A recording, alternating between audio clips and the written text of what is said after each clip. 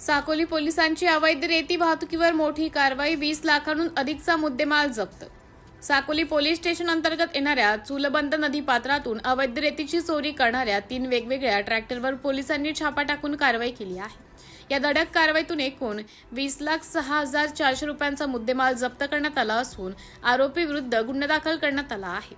पहिली कारवाई 6,06,000 रुपयांचा मुद्देमाल मौजा उमरी शिवारात गस्तीवर असताना पोलिसांनी विनापरवाना रेती वाहतूक नेणारा सोलिस 4215 कंपनीचा लाल रंगाचा ट्रॅक्टर पकडला। त्यात चालक लुमेश अशोक मुंगमोडे वय 21 वर्ष आणि मालक थलेंद्र दयाराम लंजे वय 30 वर्ष यांच्यावर गुन्हा दाखल करण्यात आला। दुसरी कारवाई 7,02,000 रुपयांचा मुद्देमाल दुसऱ्या घटनेत चूलबंद नदी पात्रातून अवैध वाहतूक करणारा आयशर कंपनीचा सिल्वर रंगाचा ट्रॅक्टर क्रमांक MH36 AG 3070 जप्त करण्यात आला।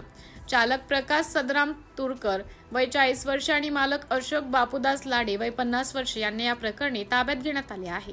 तिसरी कारवाई 7,02,000 रुपयांचा मुद्देमाल जप्त।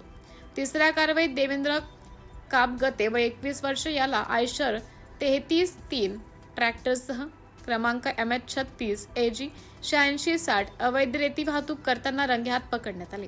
कायदेशीर कारवाई या तिन्ही प्रकरणातील आरोपी विरुद्ध भारतीय न्याय संहिता 2023च्या कलम नुसार गुन्हा नोंदवण्यात आले आहे। जप्त करण्यात आलेला मुद्देमाल 3 ट्रॅक्टर, ट्रॉली व चोरीची रेती यांचा समावेश आहे।